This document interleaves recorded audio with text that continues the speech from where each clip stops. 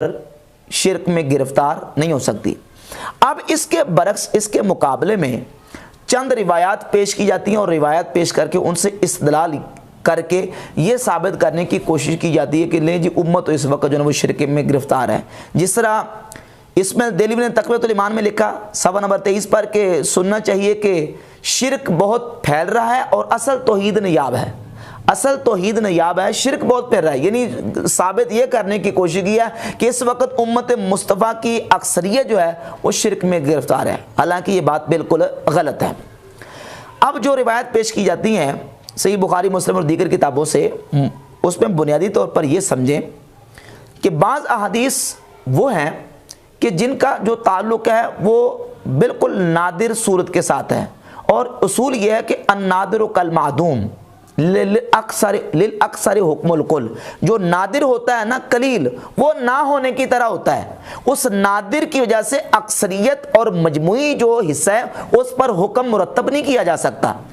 النادر کالمعدوم، نادر معدوم کی طرح ہوتا ہے۔ اور دوسری بات یہ ہے کہ جو روایات پیش کی جاتی ہیں ان روایات کا تعلق ہے قرب قیامت کے ساتھ۔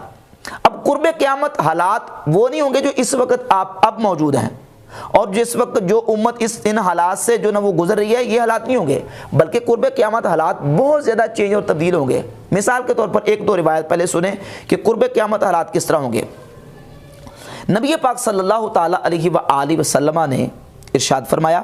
صحیح مسلم میں 372 نمبر حدیث ہے، بدأ الاسلام غریبا وسیعود غریبا، اسلام اجنبی شروع ہوا تھا اور یہ جو اسلام ہے یہ لوٹ جائے گا اجنبیت کی طرف، یعنی ظاہر ہے کہ شروع سے مسلمان تھوڑے سے تھے اور بعد میں پھر ان کی کثرت اور بہت زیادہ تعداد ہوئی، اور ابھی بھی حمد تعالیٰ ہے، اور آہستہ آہستہ یہ ہوگا کہ پھر مسلمان تھوڑے رہ جائیں گے، اور یہ کب؟ یہ قرب قیامت چیزیں واقع ہوں گی۔ اور ایک حدیث صحیح مسلم میں 313 ہے، یصبح الرجل مؤمنا، مسلمان مومن صبح کرے گا مومن ہونے کی حالت میں، ویمسی کافرا، اور شام کو کافر ہوگا، صبح کو مومن اور شام کو کافر، اور شام کو مومن اور صبح کو کافر۔ اب قرب قیامت جو حالات بن جائیں گے، سیدنا عبداللہ ابن مسعود رضی اللہ تعالی عنہ فرماتے ہیں، صحیح مسلم میں 4957 نمبر حدیث ہے، لا تقوم الساعہ الا علی شرار الخلق، فرماتے ہیں قیامت قائم نہیں ہوگی مگر بدترین مخلوق پر،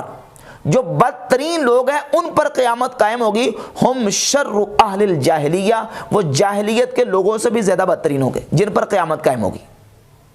اور قرب قیامت اس طرح کے لوگ رہ جائیں گے۔ اب دیکھیں پہلے وہ حدیثیں جن سے استدلال کرتے ہیں، مثلا صحیح بخاری کی 7116 نمبر حدیث ہے،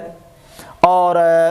صحیح مسلم میں 7298 نمبر حدیث، دیگر اس طرح کی بہت ساری احادیث ہے جس میں نبی کریم صلی اللہ علیہ وآلہ وسلم کا فرمان، لا تقوم الساعہ، قیامت قائم نہیں ہوگی، حتی تضطرب الیات نساء دوس علی ذی الخلصۃ، فرمایا قیامت قائم نہیں ہوگی حتیٰ کہ قبیلہ دوس کی عورتوں کی سرینیں ذی الخلصہ کے بت کے پاس جو ہیں اس کے اوپر ان کی سرینیں جو حرکت نہ کریں۔ مراد یہ ہے کہ ذی الخلصہ جو بت ہے اس کی عبادت جب تک نہیں کی جائے گی اس وقت تک قیامت قائم نہیں ہوگی، صحیح بخاری میں بھی اور صحیح مسلم میں، اور سنن ابی داؤد میں یہ حدیث ایک ہے کہ قیامت اس وقت تک قائم نہیں ہوگی جب تک کہ میری امت کے کچھ قبیلے جو ہیں وہ مشرکین کے ساتھ جا کے نہ مل جائیں۔ ان احادیث اور روایات کو بیان کر کے استدلال یہ کیا جاتا ہے کہ امت جو اس وقت جو ہے نا وہ اکثر حصہ شرک میں گرفتار ہے، جبکہ اگر ان احادیث کو آپ تفصیل اور ڈیٹیل کے ساتھ دیکھتے ہیں تو واضح ہوگا کہ ان کا تعلق قرب قیامت کے ساتھ ہے۔ مثلا صحیح مسلم میں 7299 7299 حدیث ہے، ام المؤمنین سیدتنا عائشہ صدیقہ رضی اللہ تعالیٰ عنہ فرماتی ہیں کہ نبی پاک صلی اللہ تعالیٰ علیہ وآلہ وسلم نے فرمایا، لا یذهب اللیل والنہار حتی تعبد اللات والعزی، فرمایا کہ دن اور رات نہیں جائیں گے، یعنی قیامت اس وقت تک قائم نہیں ہوگی جب تک کہ لات اور عزیٰ کی عبادت نہ کی جائے، جب تک لات اور عزیٰ کی عبادت نہیں کی جائے گی قیامت اس وقت تک قائم نہیں ہوگی۔ سیدہ عائشہ نے جب حضور علیہ الصلوۃ والسلام کا یہ فرمان سنا تو فوراً سرکار دو عالم علیہ الصلوۃ والسلام کی بارگاہ اقدس میں عرض کی، یا رسول اللہ میں تو سمجھتی تھی کہ جب سے یہ آیت نازل ہوئی ہے سورہ توبہ کی آیت نمبر 33، هو الذی ارسل رسولہ بالہدی ودین الحق لیظہرہ علی الدین کلہ ولو کرہ المشرکون، کہ اللہ اپنے دین کو تمام ادیان پر غالب کرے گا۔ جب سے یہ آیت نازل ہوئی ہے میں یہ سمجھتی تھی کہ معاملہ ایسے ہی رہے گا۔ تو نبی کریم صلی اللہ علیہ وسلم نے فرمایا عائشہ معاملہ ایسے ہی رہے گا، یہ معاملہ ایسے ہی رہے گا، حتیٰ کہ یبعث اللہ ریحا طیبہ، حتیٰ کہ اللہ رب العزت ایک پاکیزہ ہوا کو بھیجے گا۔ اور مستدرک کے حق میں دیگر کتابوں میں یہ ہے کہ وہ بڑی ملائم ہوگی اور خوشبودار ہوا ہوگی، اور فرمایا کہ جب اللہ رب العزت اس ہوا کو بھیجے گا تو جو بھی مومن مسلمان جس کے دل میں رائی کے دانے کے برابر بھی ایمان ہوگا فتوفا، وہ تمام کے تمام کو فوت کر دے گی یہ ہوا، اور تمام کے تمام اہل ایمان دنیا سے رخصت ہو جائیں گے۔ پھر کیا ہوگا؟ فیبقى من لا خیر فیہ، بس وہ لوگ باقی رہ جائیں گے جن میں کوئی خیر اور بلائی نہیں ہوگی۔ فیرجعون الی دین آبائہم، اور وہ لوگ اپنے آباء و اجداد کے دین کی طرف واپس لوٹ جائیں گے، یعنی بتوں کی بات کرنی شروع کر دیں گے۔ کون؟ جن میں خیر نہیں ہوگی۔ اور کب؟ جب ہوا چلے گی، اور وہ ہوا چلے گی اور ہر مومن دنیا سے رخصت ہو جائے گا، باقی وہ رہ جائیں گے جو شرار الخلق ہیں۔ جس طرح کہ میں نے حوالہ دیا 4957 نمبر حدیث صحیح مسلم کا کہ سیدنا عبداللہ بن مسعود رضی اللہ تعالیٰ عنہ فرماتے ہیں لا تقوم الساعہ الا علی شرار الخلق، مخلوق میں سے جو بدترین مخلوق ہیں ان پر قیامت قائم ہوگی، بدترین لوگوں پر قیامت قائم ہوگی۔ اب جب طیب اور پاکیزہ ہوا چلے گی تو مومن مسلمان دنیا سے اٹھ جائیں گے۔ اب وہ ہوا کب چلے گی؟ قیامت کے قریب، جب بالکل قیامت کے بالکل پاس وقت آ جائے گا تو اس وقت یہ ہوا چلے گی۔ لیکن اسماعیل دہلوی کو مسلمانوں کو مشرک بنانے کا اتنا شوق چڑھا ہوا تھا، یہ کتاب تقویۃ الایمان، اس کے صفحہ نمبر 96 پر اسی حدیث کو بیان کر کے تو اسماعیل دہلوی نے لکھا 100 پیغمبر خدا کے فرمانے کے مطابق ہوا، یعنی وہ ہوا چل گئی اور اس وقت تو بس ہر طرف شرک ہی شرک پھیل چکا ہے۔ یعنی اس کی اس عبارت سے کہ 100 پیغمبر خدا کے فرمانے کے مطابق ہوا، یہ بات واضح ہوتی ہے کہ نعوذ باللہ تعالیٰ وہ ہوا چل چکی ہے اور پوری دنیا سے مسلمان فوت ہو چکے ہیں، اور اب صرف مشرک اور کافری باقی بچ گئے ہیں، الیاذ باللہ تعالیٰ۔ حالانکہ وہ یہ واقعہ کب پیش آئے گا؟ قرب قیامت۔ اور صحیح مسلم کی 7258 نمبر 7258 نمبر حدیث ہے جس میں نبی پاک صلی اللہ تعالیٰ علیہ وآلہ وسلم نے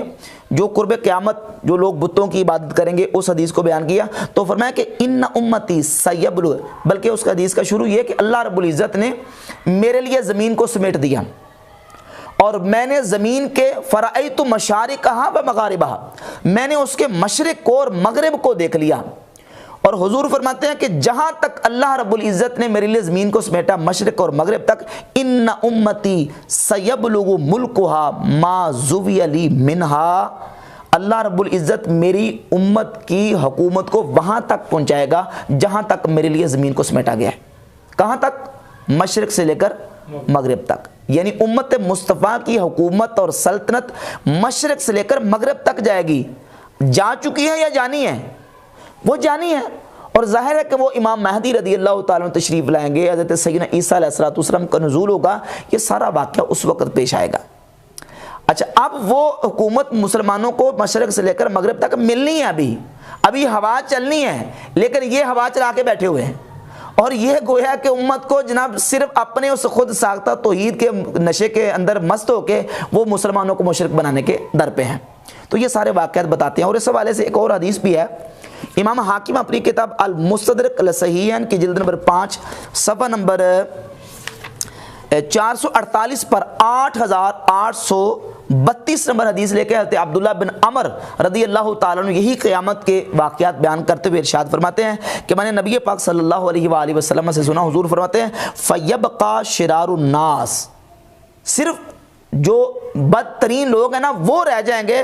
فَيَتَمَثَّلُ لَهُمُ الشَّيْطَانُ، پھر شیطان ان کے پیچھے لگ جائے گا اور ان کو اکسائے گا، بہکائے گا، پھسلائے گا اور کہے گا اَلَا تَسْتَجِيبُونَ وَيَأْمُرُهُمْ بِالْأَوْثَانِ، انہیں کہے گا تم میرا جواب کیوں نہیں دیتے،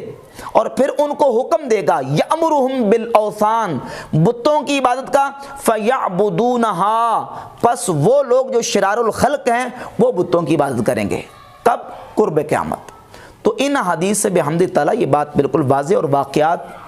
جو نا ان سے واضح ہوئی یہ بات کہ امت مصطفیٰ جو ہے وہ مجموعی اور اکثری اور عمومی طور پر شرک میں گرفتار نہیں ہو سکتی، اور یہ جو روایات اور احادیث پیش کرتے اور ان سے استدلال کرتے ہیں ان کا تعلق قرب قیامت کے ساتھ ہے۔